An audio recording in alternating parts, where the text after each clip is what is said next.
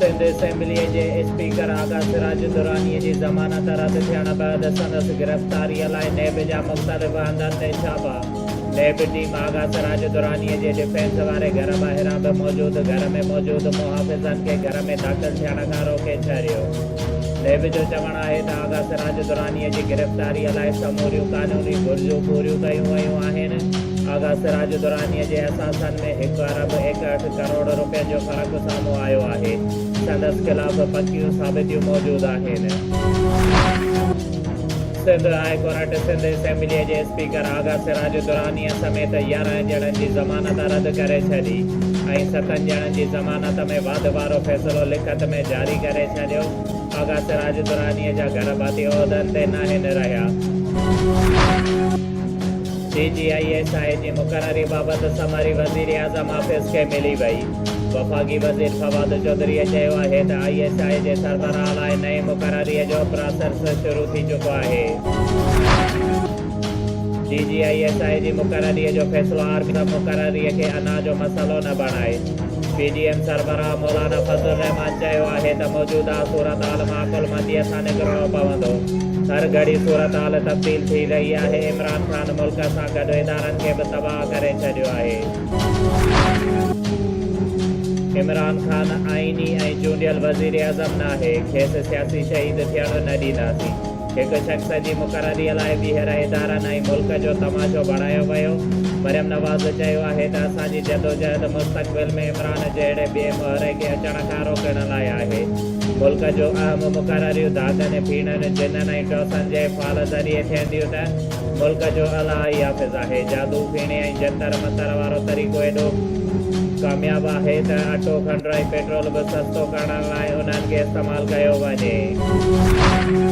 धागे पीणे वारियूं ॻाल्हियूं आवाज़ जे वाता सुठियूं नथियूं लॻनि। नवाज़ शरीफ़ पहिरियों जोड़े जो ऐं बाद में ज़ियाल हक़ खे धोखो ॾिनो। वफ़ाक़ी वज़ीरनि ऐं सलाहकारनि जो मरियम नवाज़ खे जवाबु। शहबाज़ गिल ऐं ज़रताज गुल चयो आहे त असांखे नवाज़ शरीफ़ थियण जी ज़रूरत नाहे। अदालत में हर पेशीअ ते मरियम नवाज़ सर्कस लॻाए थी। मरियम नवाज़ हिकु सर्टिफाइड चोर आहे। वफ़ाक़ी हुकूमत पारां जारी कयल नेब तरमीमी ऑर्डिनेंस इस्लामाबाद हाई कोर्ट में चैलेंज। सुभाणे ॿुधणीअ लाइ मुक़ररु हिकु शहरी आइनी दरख़्वास्त में वफ़ाक़ी हुकूमत खे धुर बणाईंदे मौक़िफ़ इख़्तियार कयो आहे त कानून में आइन जी भञकड़ी करे ऑर्डिनेंस जारी कयो वियो। नेब चेयरमैन जी बि ॿीहर मुक़ररी गैर क़ानूनी आहे। सिंध हुकूमत सियारे में गैस जो वॾो बहरान अचण जो ख़दशो ज़ाहिर करे छॾियो। तवानाईअ वारे वज़ीर इम्तियाज़ शेख चयो आहे त वफ़ाक़ी हुकूमत पाणी हुजे या गैस हर मामले ते सिंध सां दुश्मनी भाड़े रही आहे। सभ खां वधीक गैस निकिरंदड़ असांजे घरनि सनतुनि ऐं CNG स्टेशन्स खे गैस नथी मिले। गवर्नर सिंध इमरान इसमाइल अटो महांगो थियण जो ज़िम्मेवार सिंध हुकूमत खे करार ॾेई छॾियो। कराचीअ में प्रेस कॉन्फ्रेंस कंदे गवर्नर इमरान इसमाइल चयो त पंजाब में अटो 55 रुपया फ़ी किलो पर सिंध में 84 रुपया फ़ी किलो आहे। वफ़ाक़ खे महांगाईअ जो ज़िम्मेवार करार ॾियणु ग़लति आहे। कामकामे जी बिरिया रोड शहर अंदरि सफ़ाई घिटियुनि महलनि जी मामूल मूजिबि सफ़ाई टाउन शहर अंदरि जावेदार ऐं जे अमले नालियुनि जी सफ़ाई महलनि ऐं घिटियुनि मां गंद किचिरो ऐं बुहारे घिटियुनि जी सफ़ाईअ में रुधल वार्ड 5 जे महल कीरिया उमराणी टाउन कमेटी सियालो उमराणी बिरोई महल स्टेशन रोड रेती महल में सफ़ाई ऐं नालनि गटरनि जे सफ़ाई असिस्टेंट कमिश्नर बिरिया शाहिद सरकीअ जे हुकुम ते टाउन ऑफिसर अब्दुल हफ़ीज़ वगण शहर अंदरि सफ़ाईअ जी निगरानी करे रहियो आहे।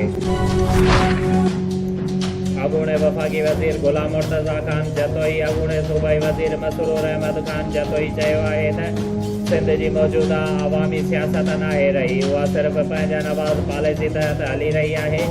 सिंध में बेरोज़गारी वधी रही आहे। नौजवान वज़ीरनि मुशीरनि जे दरनि ते भटकी रहिया आहिनि ऐं पैसनि एवज़ नौकरियूं विकिरो थी रहियूं आहिनि।